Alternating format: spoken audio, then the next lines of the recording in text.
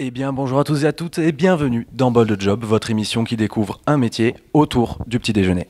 Aujourd'hui, nous découvrons le métier d'enseignant dans le domaine du design avec Monsieur Rigoudi, qui nous a fait l'honneur de partager ce petit-déj et de répondre à nos questions.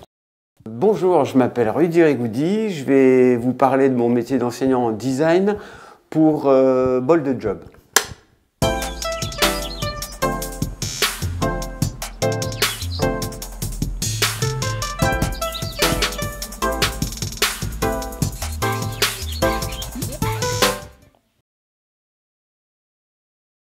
Eh bien, on va commencer par la question de base. Votre métier, c'est quoi ? Mon métier, c'est d'être enseignant en design dans le département métier du multimédia et d'Internet au Puy-en-Velay. Donc j'ai des étudiants de première, deuxième et troisième année pour leur apprendre à faire du graphisme en première année et progressivement à complexifier un petit peu l'approche par un peu de technologie de l'image du genre réalité augmentée ou des choses comme ça. Et puis ensuite, plutôt la scénarisation de dispositifs interactifs. Donc, enseignant en design, c'est aussi créer. Donc, comment vous gérez le manque d'inspiration ?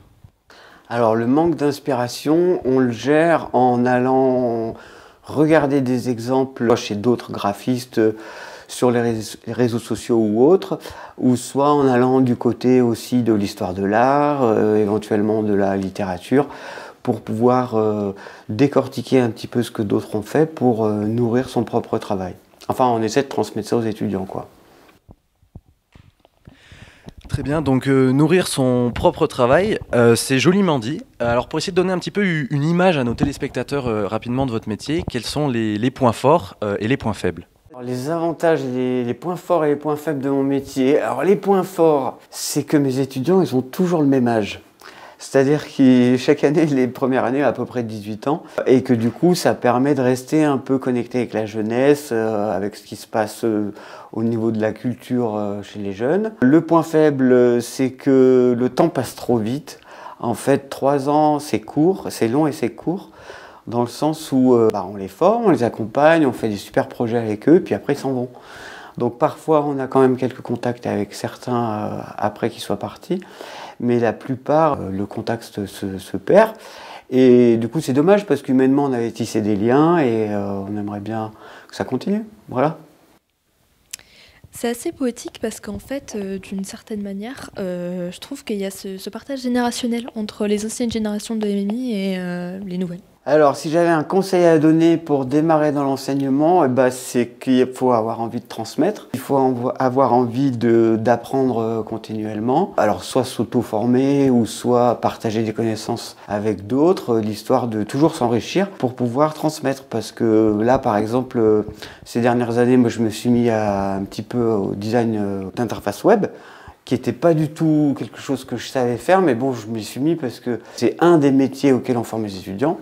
Et donc, pour pouvoir leur apprendre comment marche une interface, il a bien fallu que je me forme. Donc ça, il faut avoir envie de le faire tout le temps.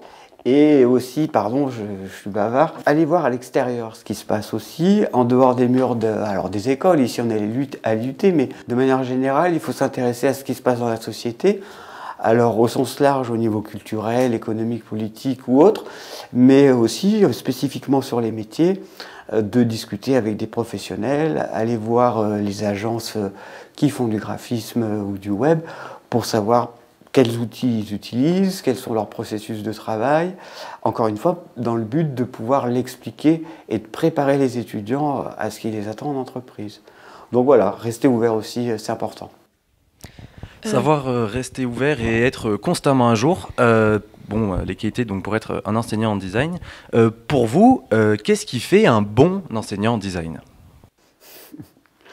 Un bon enseignant en design, c'est quelqu'un qui n'arrête pas de créer et de faire du design. C'est un métier, disons, créatif, pas tout à fait artistique dans le sens où il y a une finalité et une fonction dans ce qu'on crée. C'est pas juste l'expression personnelle, mais à mon avis, il faut avoir envie de continuer à pratiquer parce que soit les technologies évoluent ou soit l'esthétique évolue, etc. Et donc, pour pouvoir être toujours dans l'air du temps, il faut toujours pratiquer. Enfin, en tout cas, moi, c'est comme ça que je le vois. Typiquement, pour préparer un cours, ou pour apprendre une nouvelle techno, je vais le faire sur un projet personnel. Et ensuite, je pourrais l'expliquer aux étudiants, quoi. Alors évidemment, eux, on va essayer de trouver une finalité qui soit déployable sous forme de communication ou qui s'insère dans un projet plus global. Mais en tout cas, ouais, la pratique. Alternance entre réflexion, analyse, culture, on se nourrit de ce qui se passe ailleurs et on pratique. C'est important. Du coup, en fait, se nourrir un peu de tout ce qu'il y a autour de nous et de ne pas rester enfermé, c'est une notion qui est assez importante. Mais est-ce que ce ne serait pas quelque chose qui fait peur au niveau des mœurs, surtout dans le monde du design, quoi? C'est une bonne question. Je vais prendre l'exemple des IA qui sont assez récents parce que, en fait, ce qu'on s'est dit avec mes collègues, c'est qu'il fallait qu'on prenne le train en marche, dans le sens où si on ne se formait pas nous-mêmes aux IA, on ne pourrait pas l'expliquer aux étudiants qui vont rencontrer ces outils dans le monde professionnel. Et alors, en plus, il y a une inquiétude générale qui est que les IA vont remplacer les humains. Les IA n'ont pas encore de conscience, donc on est tranquille. Il y aura toujours besoin de la main de l'homme. Mais voilà, c'est l'exemple typique pour expliquer ce que je disais tout à l'heure, cette nécessité de se former toujours pour transmettre. Et cette évolution-là, elle est naturelle en fait, dans le sens où fabriquer une image, on a appris à le faire à partir du dessin, un petit croquis qu'on va transposer sur un logiciel de dessin comme Illustrator, l'insérer dans une mise en page, tout ça, tout ça. Les IA sont capables de faire le dessin à notre place. Il faut quand même écrire un prompt qui soit pertinent et donc ça aussi, ça s'apprend. Mais après, lorsqu'on a une image générée par une IA, qu'est-ce qu'on en fait? Il y a un savoir-faire à développer, à entretenir, pour pouvoir l'utiliser de manière efficace. Par exemple, chez un imprimeur, ce ne sera pas le même paramétrage que pour le web, etc. Donc ce savoir-faire-là, il est en constante évolution avec les technologies, quoi, voilà. Alors, vous parlez d'IA, justement. Donc, en plus, vous avez des étudiants. Voilà, c'est un sujet tout récent. Comment vous gérez éventuellement les inquiétudes, les mœurs? Qu'est-ce que vous dites à vos étudiants par rapport à ça? C'est ça. Il y a un étudiant, un jour, une petite anecdote, qui me dit « Monsieur, vous n'avez pas peur que les IA vous remplacent ?» Sous-entendu qu'il y ait des cours en ligne générés par IA qui permettent d'apprendre ce que je transmets aux étudiants. Et cet étudiant, alors c'est peut-être une vision un peu d'ancien, mais je lui ai dit « C'est plutôt pour toi que je m'inquiète parce que moi j'ai mon métier, je suis calé. Évidemment, il ne faut pas que je m'encroute. Enfin, ça c'est un point de vue personnel, mais j'ai envie d'évoluer toujours dans mon métier. » Mais voilà, lui, je lui disais « En fait, c'est plutôt toi qu'il faut que tu prennes ça en main parce que le monde professionnel qui va évoluer avec l'IA, c'est ta génération qui va être impactée. » Et alors ses yeux se sont ouverts un peu ébahis en mode « Ah oui, vous n'avez pas tort ». Et donc c'est ce qui fait qu'on a pu ensemble réfléchir à ça et prendre conscience de la nécessité, oui, de les considérer comme un outil, de se former, de se les approprier pour pouvoir justement trouver une place ensuite dans le monde professionnel. Du coup, pour en revenir un peu sur votre parcours en tant qu'enseignant, comment est-ce que vous en êtes arrivé là et depuis combien de temps?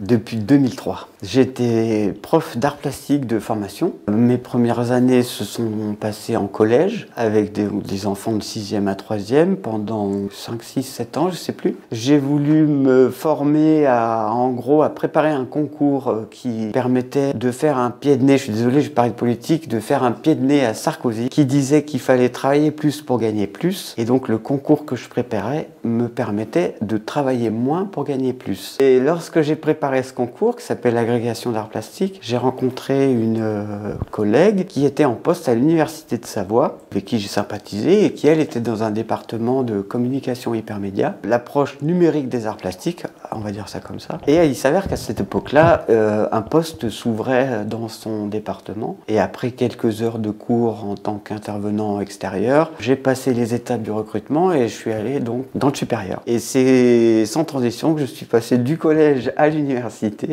Et ça, c'était en 2011. Et depuis, j'ai toujours fait en sorte de rester dans le supérieur parce que je trouve que la relation avec les jeunes est plus mûre. Les post-bac sont plus grands et ils ont choisi ces formations, ce qui est quand même assez stimulant. Mais du coup, vu les nombreux projets et comme vous le dites, qui viennent nourrir un peu. Ma question, c'était comment vous êtes arrivé à l'IUT? Qu'est-ce qui vous a amené à faire ce métier? Et est-ce que ça vous plaît toujours d'être ici? Alors, il y a une partie de la réponse que j'ai déjà donnée. Je suis arrivé au Puy en 2018 Pour vous la faire courte, j'étais à l'université de Savoie à Chambéry et on a choisi de venir s'installer dans la région dans laquelle la famille de ma compagne était. Une bonne partie de nos amis aussi étaient ici et donc je suis arrivé dans le cadre d'une mutation avec ce point de départ. Et ce qui m'a plu ici, c'est le côté, je vous l'ai dit, familial, petite promo, petite équipe qui s'entend super bien. Un cadre de vie aussi qui est très agréable. Et du coup, voilà. Et pour répondre à la question, est-ce que je suis encore content d'être avec vous ici? Évidemment, vous allez avoir du mal à vous débarrasser de moi. Ça fait plaisir d'entendre qu'en 3 ans, on ne vous aura pas usé. Et donc, pour conclure, une dernière question d'étudiant. Ok, j'ai une deuxième question. Est-ce que vous avez un projet qui vous a particulièrement marqué ou vous êtes super fier de sa réalisation? J'appréhendais cette question. Dans le sens où il y en a plein de projets que j'ai adorés et je me disais que je vous répondrais que celui que j'ai adoré particulièrement, c'est le dernier, celui qu'on vient de finir, jusqu'au prochain. Non, il y a celui d'Emelka, il y a celui de l'abbaye de la Chaise-Dieu, il y a celui de la bibliothèque du Puy, il y a celui du château de Mons et aussi un qui me plaît particulièrement, c'est l'édition du magazine Interface qu'on propose aux étudiants de première année chaque année. C'est aussi un super moment collectif avec une dynamique forte qui aboutit à un magazine fait de A à Z par tous les étudiants. Donc il y en a plein, je les aime tous. Très bien, merci beaucoup. Avec grand plaisir, c'était agréable de discuter de tout ça avec vous. Et pour la plupart de nos téléspectateurs, on vous retrouve en cours. Eh bien, à bientôt. Merci. Du coup, c'était le dernier projet qui vient conclure un peu ce tour de métier. Donc, on tient déjà à remercier Monsieur Rigoudi. Très bien, ouais, merci beaucoup à Monsieur Rigoudi. Merci à donc, la régie, toute notre équipe, les professeurs bien sûr. Et merci à vous, chers téléspectateurs, de nous avoir suivis. Et du coup, on se retrouve... Sur ce, on vous souhaite une bonne journée. On espère que vous aurez découvert un nouveau métier autour de ce petit déjeuner. Et on laisse la place aux autres étudiants. aux autres étudiants.